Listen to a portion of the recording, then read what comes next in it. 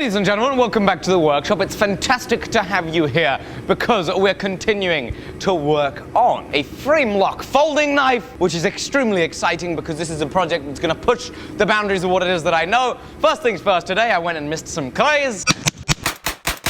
And now I'm back in the workshop looking at one of the billets of steel that I forged out yesterday. And I put up a set of calipers up to it. And this is 9mm thick. And like this needs to be 4mm thick. I need to forge it down some more. And then after that, this is going to get machined. And we're going to start working on the knife from this.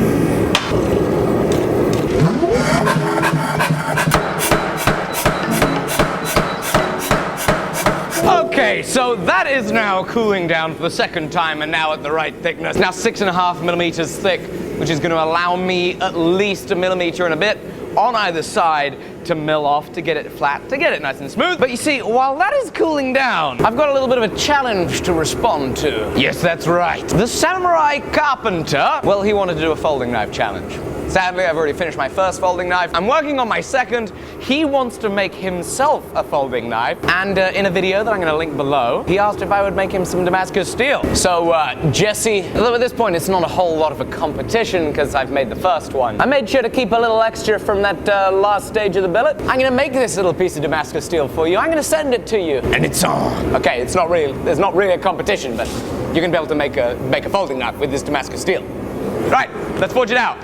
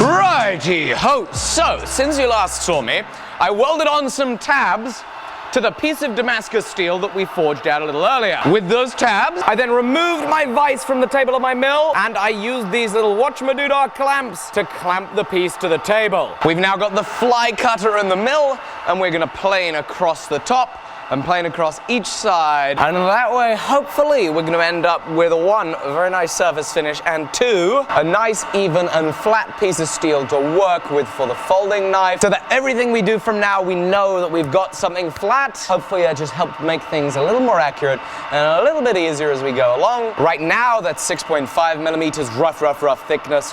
I want to bring it down to an even 4. I think that's a good starting point. So let's get to it. Let's do some milling.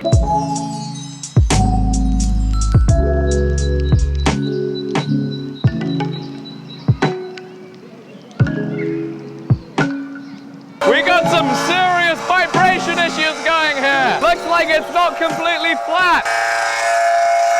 This is really loud. Really loud. Oh, it's a little better there for some reason. So I set these stops up so that this will hopefully stop before it runs into the thing. Hopefully that works. We'll see. Yay! Right. So even calling that any sort of a surface finish would be sacrilege. This is a problem. What I think is happening is pulling down on those tabs, though I tried to make them flat to the bottom, pulling down on the tabs is torsioning the piece in such a way that it's not actually flat on the table there. So we somehow need to make it flat on the table. Okie dokie, that is much better. I'm going to have to do this whole thing in portions. So I'm going to do a little bit, reclamp, do a little bit, reclamp. And then I think once it's flipped over, I'll have something better, more flat to deal with. And I'll be able to flip it over and hopefully then be able to flatten the whole thing. That's the idea. Get a little bit flat, flip it, do the whole again, and then maybe flip it and do it again. We'll see. But we're going to do some more in pieces, like I said.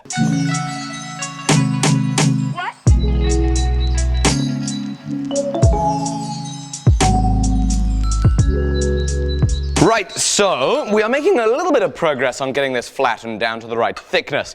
We're now at about 6 millimeters in thickness, which means I have a millimeter to take off on either side and get good surface finish. But firstly, you remember a few episodes ago when I was doing a little bit of a shop tour here in the workshop and I said that this mill was beat up? This is what I'm talking about. I mean, come on. Who does this? Who does this? Now, you won't hear me call myself a machinist for at least another 45 years of braking carbide tooling. But who on earth does this to a machine? I mean, I'm known to be careless, but how? How can you do this? How? How can you do this? Oh, that was me. Whoops. Anyway, so in terms of the surface finish right now, it's not ideal, and part of the reason it's not ideal is ever so slightly, and I mean fractions of a millimeter, this is not square. This is not properly true to the workpiece, which means that what's happening is it's in fact low here at the back left. What that means is I have ever so slight of a ridge here in the middle when two different cuts line up, which is a problem because it means that this thing isn't perfectly flat, and with a poor surface finish and those irregularities, that lip here in the middle, it just means it's going to take more time to get flat. So what I want to do is I want to re-indicate my mill, the squareness this way and the squareness that way, so that this thing is going to run truer. Let me illustrate this. This is at 0 here on the dial test indicator. I come around to the next one. Ah, yes. Doesn't even touch the dial test indicator. I'm going to set a deeper 0. This is appalling. This is why I will never call myself a machinist. Okay, as we can see, we are a long ways off. Woo!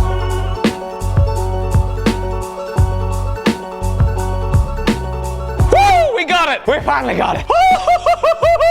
It's good. It's tight. It's good. I'm not going to mess with it anymore. Whew! Okay, we've done this way. Now, we got to do this way. Yay! More indicating. Woohoo!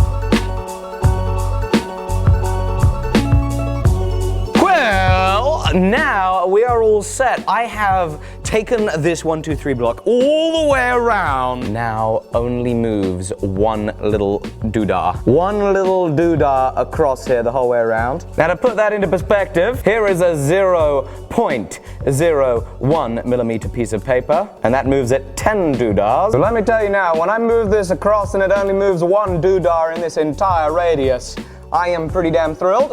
I actually didn't need to adjust the nod of this thing at all. So I guess fixing this also got me square this way for whatever reason that I have no idea about.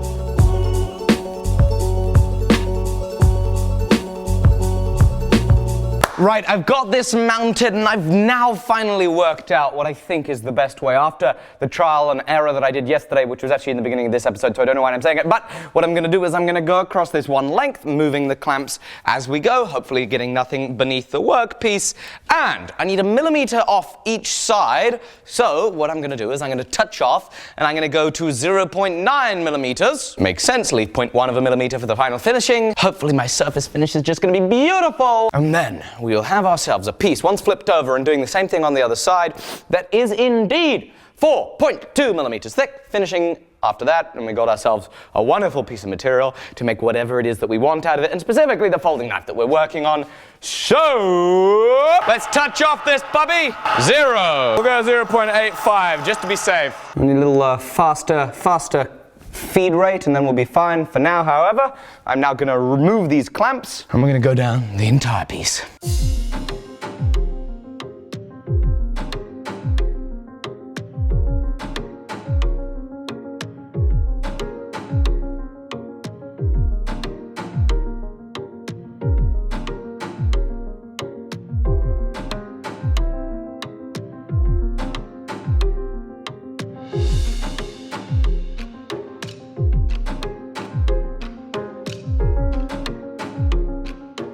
I was almost done here making this 4 millimeters. After leaving that 5 millimeters, I decided I'd leave some thick stuff, doing my last pass, and then all of a sudden, my depth of cut starts increasing, and I'm sure I'm over here at this end with the power feed and not cranking the knee. Well, yep, that's right. When I was adjusting this, I'm pretty sure I bumped this, which allows this to stay locked.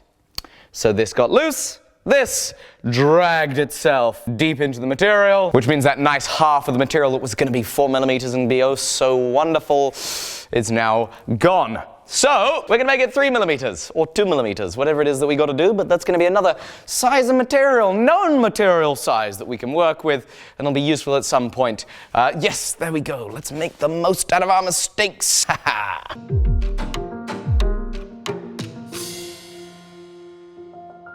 Okay, I now have 3 sizes of steel out of this billet that I've now spent 3 days working on, and we're gonna get it out of there, and we can start finalizing the design of this folding knife and using all of this material to make it. Right, so before I finalize up the design, I wanna have a look at the pattern on here so that part of the design process, or the finalizing of the design process, is knowing where the best pattern is so that I can decide where on here I take material from. And so we're gonna drop it in the acid and leave it there for a little tick, and 1 tick later, here we are.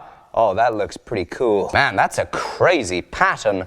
Okay, I'm gonna rinse this off in water, then you can have a look. So there we go. It's looking pretty random. It's not much of a geometrical pattern, but it looks wonderfully natural and random, and just, it's very different to any of the usual stuff I make. I'm very pleased about that, and the randomness is good because it means I can pick out my pattern from anywhere for anything and not be too worried. So now that I've got my material, I'm gonna open up the laptop. We're gonna finalize the design that we started on the last episode. So a little tweaking here, and then it is back to doing some more metal work. And kablamo, there we are. This is the design. These are the parts that I need. To give you an idea of scale, the blade is gonna be 3.5 inches long. These handle scales are all about 4 3/4 inches long. These drawings are indeed to scale. I just last minute, thank goodness, realized that I was going to make a pocket clip on this. So here's the profile of my pocket clip.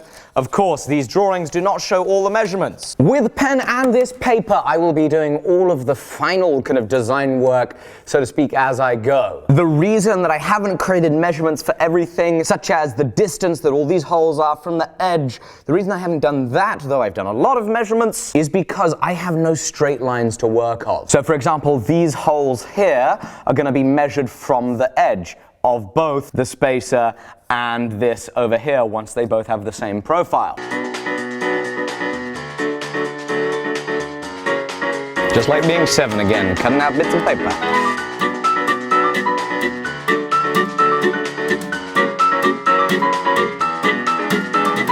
Right, we got it laid out so we can make best use of the steel. Oh, did this mess me up so much. I thought I had plenty of steel, but this made it super duper difficult. Anyway, now time to take this with a cut-off disc and cut it all out.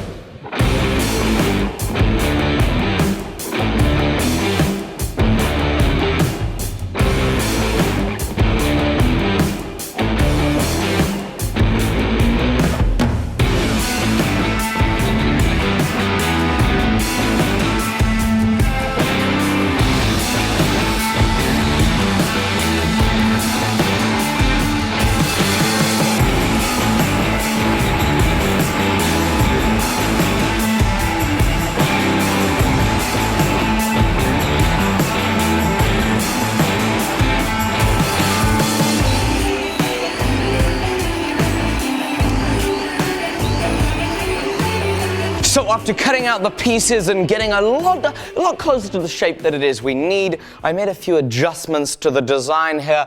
I moved this little lip back slightly, gives a little more space to that first finger.